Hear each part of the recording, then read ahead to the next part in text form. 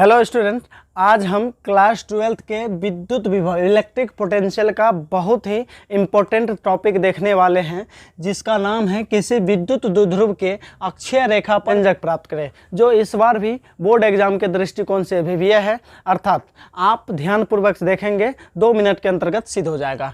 आज आपको पता होगा कि प्रत्येक चैप्टर में एक ही टॉपिक मूल होता है, जिस पर कैसा भी डेरिवेशन हो, टोटल डेरिवेशन बस उसी थ्योरी के आधार पर सिद्ध हो जाता है। बात समझ में आया? उसी प्रकार से इस चैप्टर में ये थ्योरी V बराबर K इंटू क्यू बट्टा आर, E बराबर K इंटू क्यू बट्टा आर, ये थ्योरी बहुत इंपॉर्टेंट है। और इसी के आधार पर और इसी के मदद से आप द्विध्रुव के x अक्ष पर, द्विध्रुव के y अक्ष पर, द्विध्रुव के निर्देशांक बिंदु पर कहीं भी कहे तो आप किसी भी बिंदु पर विद्युत विभव का व्यंजक प्राप्त कर सकते हैं।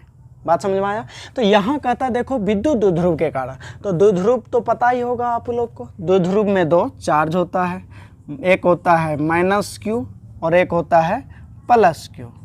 तो द्विध्रुव बना लेंगे। दोनों को मिलाने वाली रेखा के मध्य बिंदु से जितना माइनस का दूरी होता है उतना प्लस का दूरी होता है। तो ये A ये B कोई विद्युत द्विध्रुव हो गया जिस पर आवेश -q +q है। बात समझ में आया? अच्छा, हमको कहता अक्षीय रेखा पर, तो वो जो बिंदु लेते हैं हम बोले थे पिछले क्लास में भी, फर्स्ट चैप्टर में भी हम बताए थे।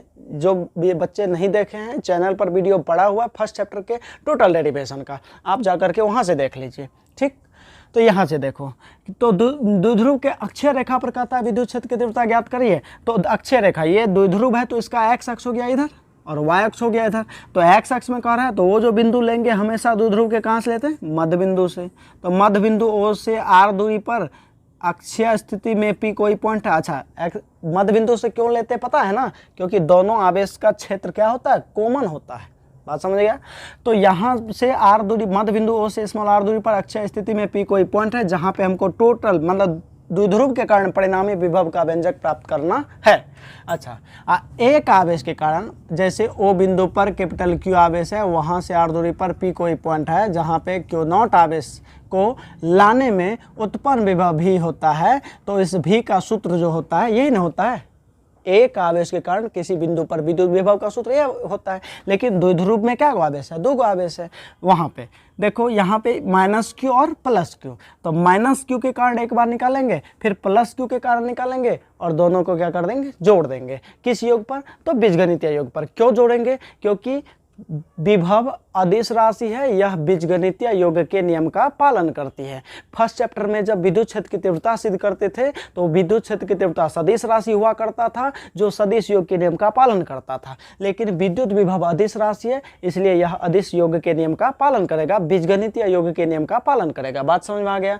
तो इसीलिए, और दूसरी बात, जब अदिश राशि है तो इसमें दिशा भी नहीं होगी, तो इसी कारण से देखो यहाँ पे -q के कारण जो P बिंदु पर निकालेंगे विभव, K coulomb constant, Q -q है, R इस R से इस -q का काम नहीं निकलेगा। उसके लिए A से सीधा P तक का दूरी चाहिए। यहाँ से देखो O से P तक का दूरी R है और O से A तक का दूरी L है। यदि R में L को जोड़ देते हैं तो पूरा दूरी निकल जाता है, अर्थात ये दूरी हो जाएगा R + L।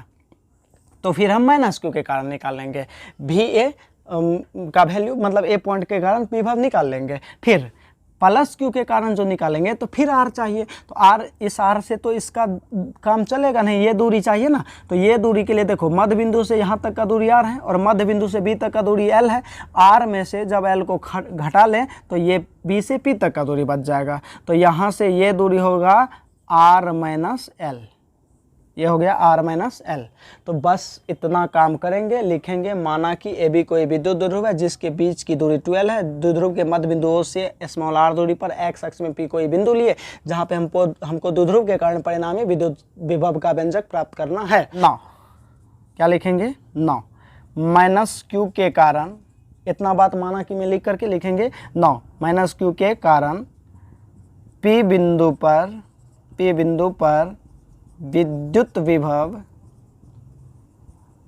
VA है, इसलिए भी ए बराबर, फार्मूला ही ना अप्लाई होगा क्योंकि हम बार बार बोलते हैं एक आवेश के कारण ये होता है और द्विध्रुव में दो आवेश हैं। तो बारी बारी से, अभी इसको भूल जा, इसको माइनस क्यू को और पी को ध्यान में रख। तो ये हो जाएगा के क्यू मतलब माइनस क्यू अब बट्टा आर।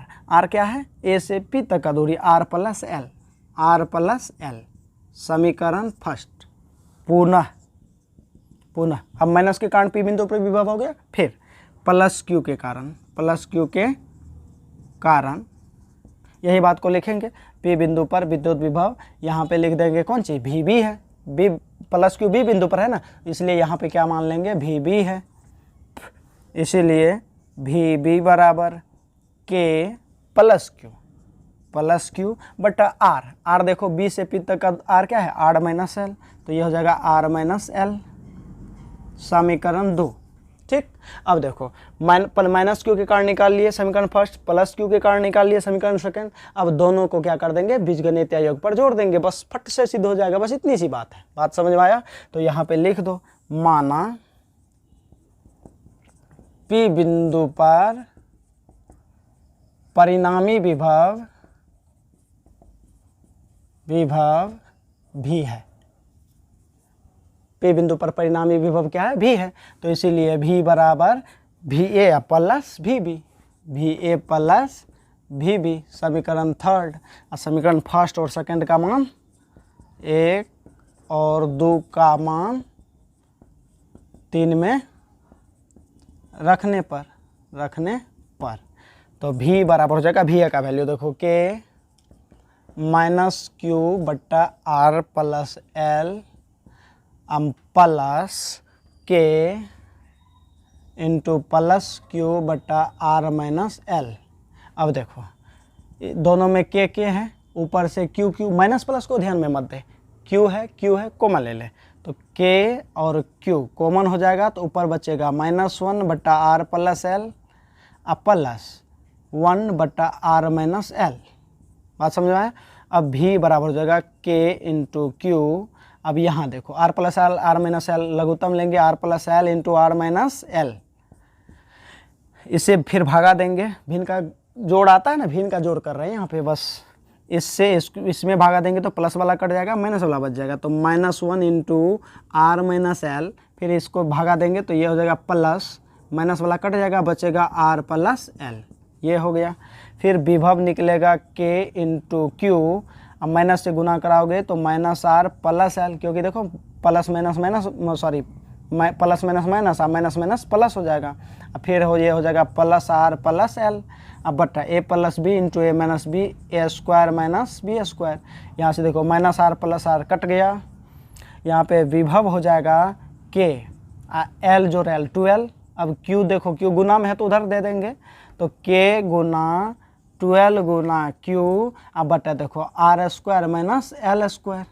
अच्छा 12 गुना क्यू इजक्वल टू क्या होता है? पी होता है। तो विभव हो जाएगा के इंटू पी बट्टा R square minus L square. अब फिर एक बात यहाँ पे लिखते हैं, विभव में भी तीव्रता में भी लिखते थे, यदि ये आर बहुत बड़ा हो इस एल से, तब ये एल क्या होगा? लगभग शून्य हो जाएगा, क्योंकि माइनस का बल जब तक पी बिंदु तक पहुँचेगा तब तक ये प्लस को अपनी ओर आकर्षित कर लेगा।